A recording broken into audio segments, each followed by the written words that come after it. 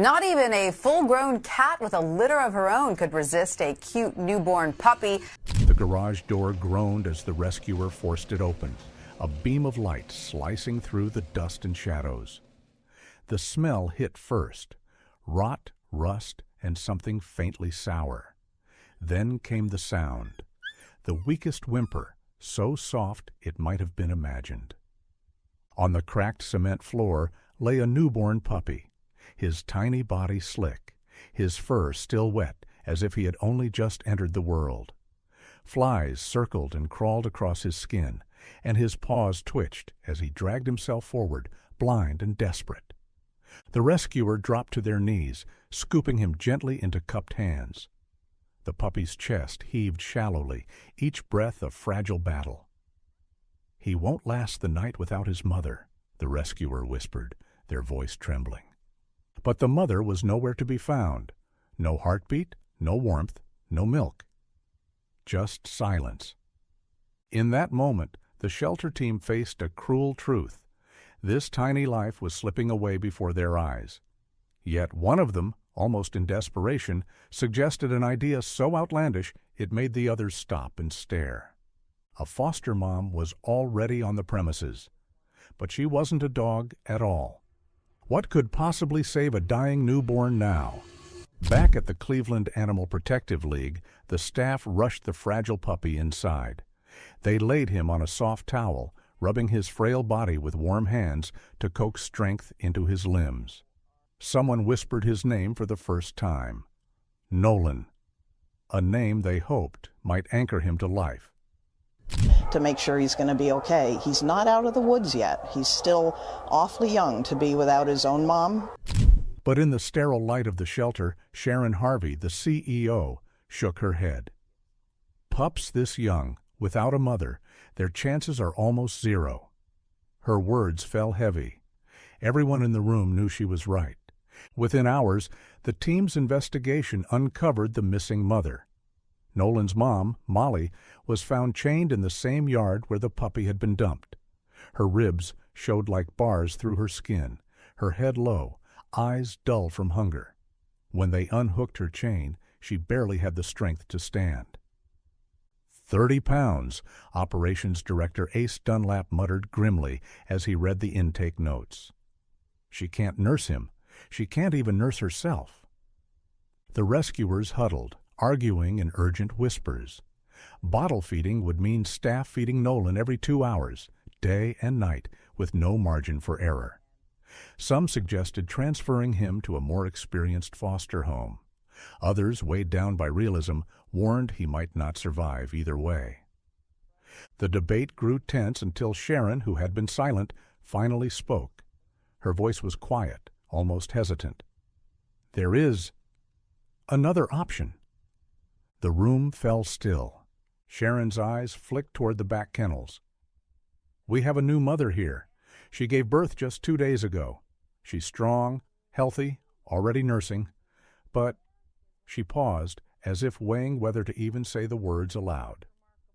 "She's not a dog." The rescuers exchanged bewildered looks. Ace raised his eyebrows.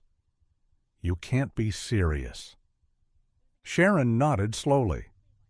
"Lurleen, a cat. She just had kittens." The suggestion hung in the air like smoke. The silence stretched, broken only by Nolan's faint squeaks from his towel.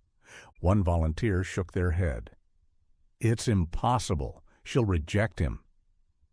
Another whispered, almost hopeful, "But what if she doesn't?" They all turned toward Nolan. His chest rose and fell with uneven breaths. Time was running out. "Vote," Ace said finally, his arms crossed. Hands rose, one after another, some reluctantly, some trembling. At last, the decision was unanimous. Yes, they would try. Now came the hardest part, the moment of introduction. Would a cat recognize the difference and push him away? Would she harm him to protect her kittens? Or could the impossible really happen?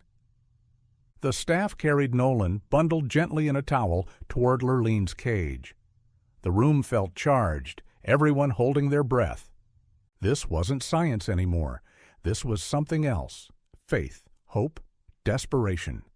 The shelter room was unusually quiet as the rescuers gathered near Lurlene's kennel.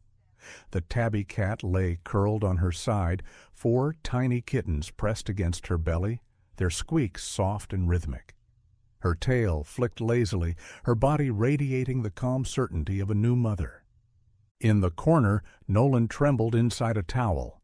His paws kicked weakly, his blind eyes sealed shut, his ribs rising and falling with uneven breaths. Every sound he made seemed thinner than the one before, as if life itself was slipping out between them. "Are we really doing this?" one volunteer whispered. Ace crossed his arms, jaw tight. "She'll sniff him, maybe bat him away. It won't last long." Sharon glanced down at the bundle in her arms, her face pale but determined. "He doesn't have another chance." The rescuers stepped closer to the kennel. Lurlene's ears perked at the approach, her green eyes narrowing at the strangers. She pulled her kittens closer, suspicious. Sharon crouched, holding Nolan low to the ground. His tiny body wriggled feebly, releasing a faint squeal. The sound made Lurlene's whiskers twitch. For a moment, she froze. The room held its breath. Then she rose slowly, stepping toward the towel. Her nose stretched forward, nostrils flaring as she inhaled the strange scent. She sniffed the puppy's damp fur once, twice, then hesitated, her back arching ever so slightly. "Careful," a volunteer murmured. The tension snapped when Lurlene pressed her face close and suddenly licked him. Gasps erupted from the staff. One volunteer covered her mouth with both hands. Another's eyes flooded with tears. Sharon exhaled shakily, whispering, "Oh my God, she's accepting him." Nolan squirmed, letting out another thin cry. Lurlene answered by nudging him gently with her nose, then pulling him closer with her paw. She settled back onto her side, rearranging herself as though making room in her circle. Ace shook his head in disbelief. "I'll be damned." He rubbed the back of his neck, still cautious. "It's a start, but don't expect it to last." The rescuers hovered outside the kennel like anxious parents peering into a nursery, their voices hushed. Nolan nosed forward, bumping blindly against Lurlene's belly, his body half the size of her kitten's, but heavier, clumsier. For a few seconds, he stumbled aimlessly. The kittens mewed, one paw batting at his head. Then, with a sudden certainty that stunned everyone, Nolan latched onto her. The room went completely silent. A pit bull puppy, abandoned at birth, written off as hopeless, was nursing from a cat. Sharon's eyes blurred with tears. "He thinks she's his mother?" "No," Ace whispered, his voice unsteady. "She thinks he's her son." Around them, the volunteers smiled through tears, some filming on shaky phones, others simply staring in awe. Against every odd, every instinct, and every logical argument, Nolan had found a family. And in that fragile, impossible moment, hope returned to the room. Weeks slipped by, and Nolan began to change. What had once been a trembling handful of fur now stretched into a sturdy puppy with thickening legs and a louder voice. While Lurlene's kittens remained delicate and feather-light, Nolan grew heavier by the day, his paws sprawling clumsily across the blanket. At first it was endearing. He tried to mimic his siblings, wobbling toward the litter box as though he belonged there. He even pawed at the pellets, confused but determined. Volunteers laughed softly, whispering, "He doesn't know he's not a cat." But soon the laughter gave way to nervous glances. During play, Nolan's strength showed. His nuzzles became bumps. His paw swipes, meant in affection, sent his siblings tumbling. When he tried to climb over them to reach Lurlene, the kittens squeaked in protest. Ace Dunlap crossed his arms as he watched. "This won't end well," he muttered. "He's going to crush them." Sharon Harvey, watching through the glass, stayed quiet, but her face betrayed her worry. She had fought to give Nolan this chance, but now the math was different. One puppy's survival could mean 4 kittens in danger. The staff gathered one evening, voices rising in debate. "We should separate him," Ace said firmly. "Bottle feed him the rest of the way. He's too big now." A volunteer shook her head, clutching Nolan close to her chest. "If we pull him now, he won't survive. He needs her. He needs the bond." Another whispered, "We can't break them apart. Look at them. He thinks they're his family." The room fractured, head versus heart, logic versus love. Sharon stood in the middle, silent, her arms folded. The decision weighed heavily. Protect the kittens or risk everything for Nolan? The next morning, the tension sharpened. A volunteer reached in to lift Nolan out, just for a feeding. Lurleen bristled instantly. Her back arched, ears pinned, a hiss rumbling low in her throat. She placed a protective paw over Nolan's side, as though daring anyone to take him. "She won't let him go," the volunteer whispered, stunned. Even the kittens joined in. When Nolan grew too rough, they didn't retreat in fear. They fought back. Tiny paws swatted at his nose, sharp little claws pricking just enough to sting. Nolan yelped, startled, and backed off, his eyes wide. "They're teaching him," one volunteer said softly, almost in awe. "They're teaching him how to be gentle." Sharon watched it unfold with tears in her eyes. The very thing they feared, Nolan's size, had forced a miracle. The kittens were shaping him, holding him in check, showing him how to belong. The staff laughed quietly, relief flooding the room. The family had adjusted. Instead of rejecting him, the kittens had accepted Nolan in the only way they knew, by teaching him the rules of being loved. It started with a single photograph. A volunteer, still overwhelmed by the sight, snapped a picture of Nolan curled against his adoptive cat siblings, his oversized paws draped across their tiny bodies. In the frame, Lurleen's head was bent low, her eyes half closed in calm trust as she nuzzled the puppy's ear. The photo went online. Within hours, it spread across Cleveland. By the next morning, it had reached thousands of screens across the country. And then, millions. Comments poured in faster than the staff could read them. "I'm crying. This is the purest thing I've ever seen. Love knows no species. This gives me hope in the world again." At the shelter, volunteers crowded around computers, stunned at the reaction. 5 million views, one whispered. People can't stop watching.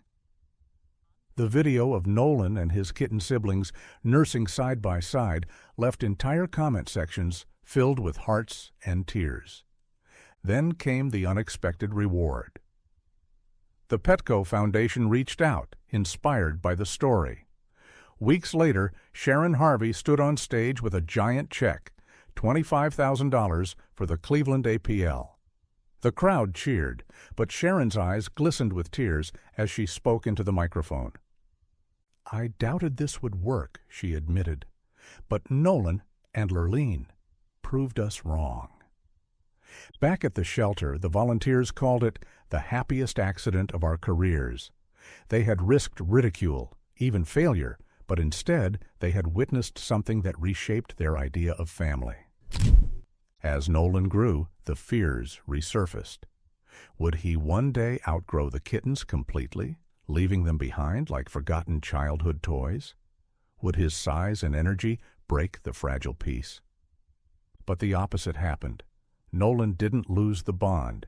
He deepened it. He copied the kittens' behavior, mimicking their every move as though he believed he was one of them. Months later, the shelter was quieter. Nolan no longer whimpered for every breath or trembled in a towel. And one afternoon, his journey came full circle. A family knelt before his kennel, children's hands pressed eagerly to the glass. Nolan bounded forward, tail wagging, pressing his nose against theirs. Sharon watched from a distance, smiling softly. By the end of the day, Nolan left the shelter not as an abandoned orphan, but as a beloved son, cradled in the arms of his forever family. Lurlene's story, too, found its happy ending. The selfless tabby who had nursed a puppy as her own was adopted into a quiet home, her kittens scattered to loving families who saw them not just as pets, but as little miracles. And Molly, the starving mother who had once been chained in a yard, made a remarkable recovery. One evening, as Sharon walked the rows of kennels, the memory pressed heavily on her. She stopped, closing her eyes, and saw again the sight that had made her cry. The moment Lurleen had accepted Nolan as her own, licking him as though he belonged. Maybe Nolan had never realized he was different. Maybe to him, a mother's warmth was simply a mother's warmth, and siblings were siblings, no matter their shape or size. Sharon smiled through her tears, whispering to herself, "That's the secret, isn't it?" Love made him family, and it made the world cry.